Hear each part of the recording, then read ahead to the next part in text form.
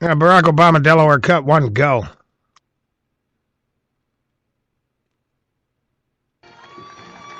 Hello, everybody. Everybody, please have a seat. Please have a seat. It is wonderful to be back in Delaware. Before I begin, obviously the world is watching reports of a downed passenger jet near the Russia-Ukraine border. And it looks like it may be a terrible tragedy. Right now we're working to determine whether there were American citizens on board. That is our first priority. And I've directed my national security team to stay in close contact with the Ukrainian government. The United States will offer any assistance we can to help determine what happened and why.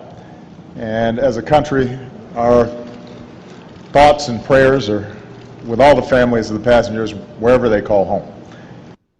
I want to thank Jeremy for that introduction. Give Jeremy a big round of applause.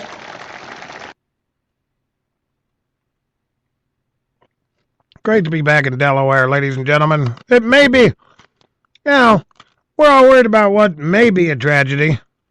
But, we don't know nothing about it yet, and I'm busy now, so.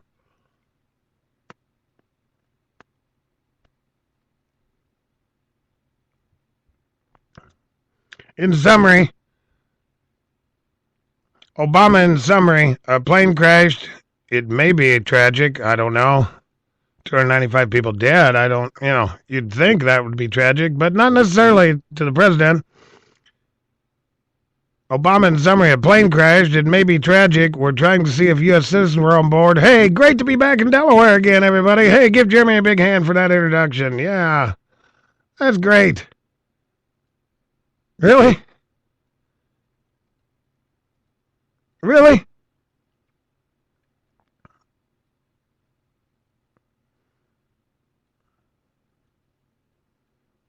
Meanwhile,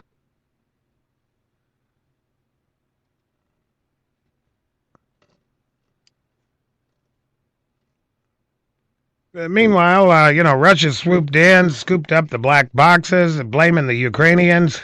The Russian separatists were tweeting how they just shot down a military plane, and, 2 minutes later, a civilian airliner dropped out of the sky.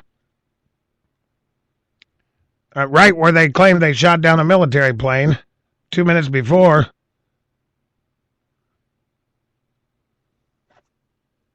And then they deleted the post. We're giving the Ukrainians, but we are, President's doing what he can. He's giving the Ukrainians MREs. Nothing worse than, being shot at with sophisticated missiles and being hungry.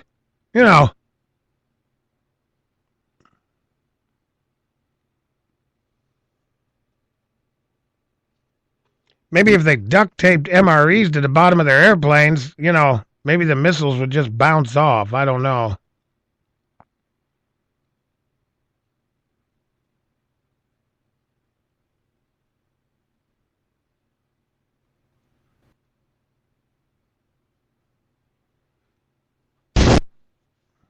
Oh.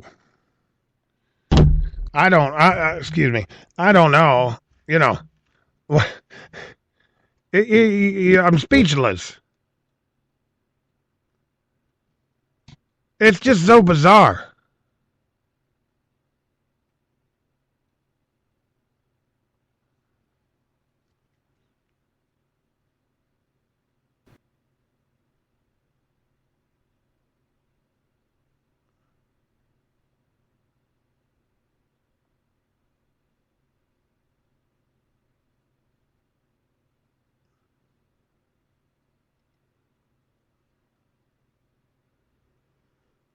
Let's go here. Let's start with this. The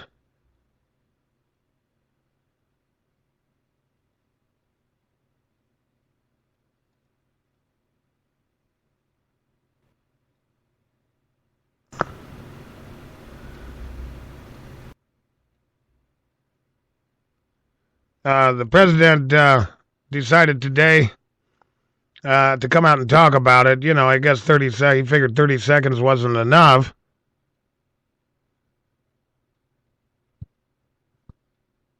So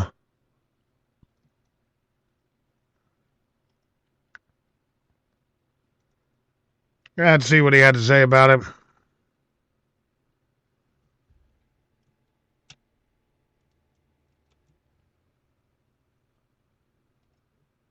From Amsterdam and was shot down over Ukraine near the Russian border. Nearly 300 innocent lives were taken. Men, women, children, infants. Apparently, all right, stop. Apparently today it is a tragedy, ladies and gentlemen. Apparently it's tragic today. Yesterday, well, we weren't sure yesterday.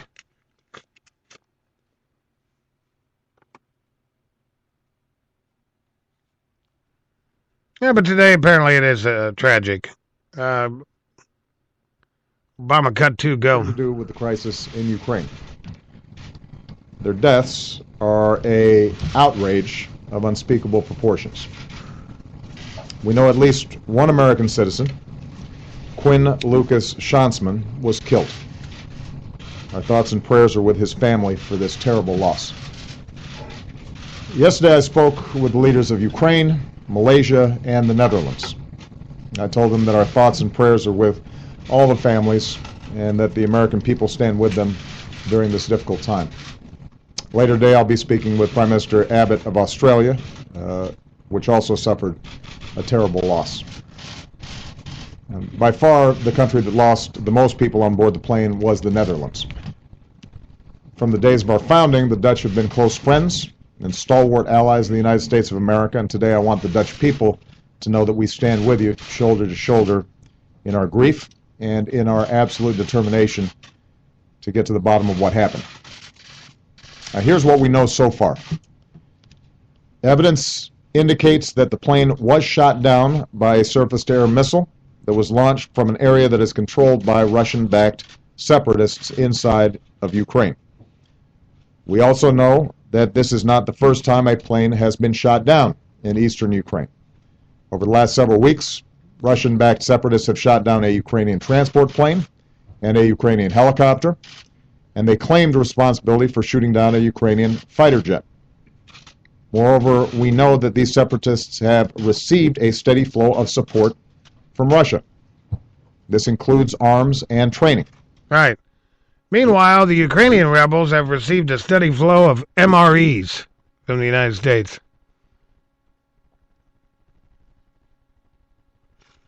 Ladies and gentlemen, I said it back. I said it back when we started it, when this started. The president should have authorized the XL pipeline, should have authorized the sale of natural gas to Europe, should have reinstituted the missile shield in Europe,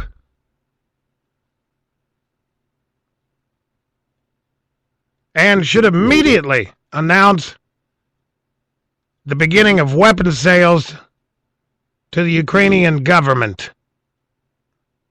Immediately. But instead, well, they're probably going to send them a mean letter. You guys over there at the, you Russians, you got to stop this mean behavior. You got to stop shooting commercial airliners out of the sky. And most importantly, you got to stop being so mean to the LGBT community. I'm just saying. That's how ridiculous this president is. I mean, you know, he gives these speeches when this stuff happens. Like, I don't care if you're talking about Benghazi. You know, gives these speeches like how important. You know, he's a pretender. He's pretending to be the president.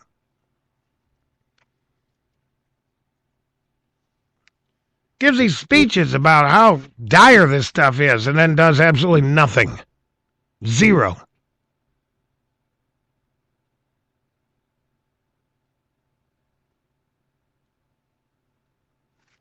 Anyhow,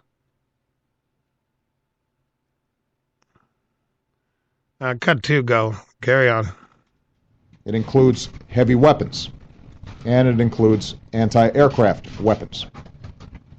Now, here's what must happen now. This Here's what was must happen, a or global else. tragedy. An Asian airliner was destroyed in European skies filled with citizens from many countries. So there has to be a credible international investigation into what happened. The UN Security Council has endorsed this investigation, and we will hold all its members, including Russia, to their word in order to facilitate that investigation. Russia, pro-Russian separatists, and Ukraine must adhere to an immediate ceasefire. Oh, shut up. Please. Here's what must happen, or we're not going to sell you any more Mountain Dew. Huh? Then you'll be sorry. Shut up. I'm serious, ladies and gentlemen. I can't take it anymore. I can't even play a clip of this guy, a 2-minute clip without stopping. I'm not stopping because I have some brilliant commentary I want to insert. I'm stopping because, I can't even stand to listen to him for more than about 10, 12 seconds.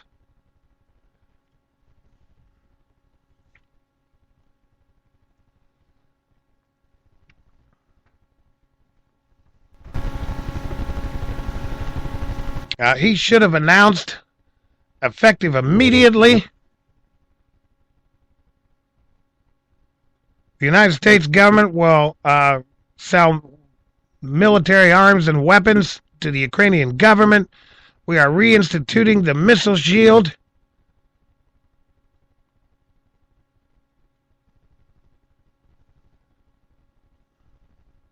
And we demand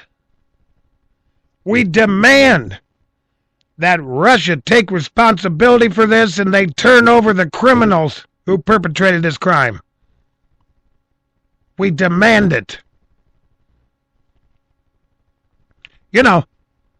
What's he supposed to do? Big fat slob Bob Beckel on the 5 tonight, and I say that out of loving affection. Some of my best friends are big fat slobs. They're not liberal fat slobs, but hey, I say that with the utmost respect and affection. Big fat slob, water boy Bob Beckel. What's he supposed to do? Just drop everything and run to the White House, run back to the Situation Room for something he can't do anything about? Yeah. Here's what you do, Bob. When you're the president of the United States and somebody shoots a commercial airliner out of the sky, you rush back to the White House and you get on the phone. You start finding out who was on that plane, who shot that plane down, and you start making a plan on how you're going to hold them accountable.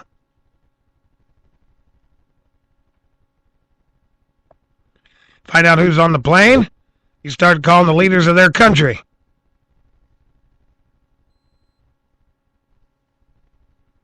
You get them on board, so to speak.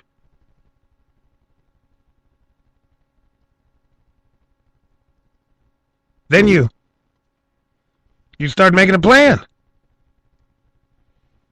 You come out and you demand that Russia take responsibility and they turn over the criminals.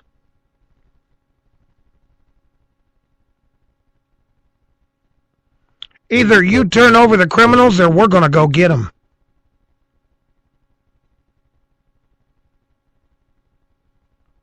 Now, ladies and gentlemen, I'm not suggesting we go to war with Russia. But remember, from time to time, those of you who listen regularly, those of you who are new to the show, welcome, greetings and welcome. Those of you who listen regularly have heard me talk about since time began, since the minute mankind set foot on this earth, evil has either been on the march or in retreat. It's one or the other. Evil doesn't stand still. It's either attacking liberty or liberty is defending, where liberty is defending itself, or liberty goes on the attack and puts evil in retreat. Evil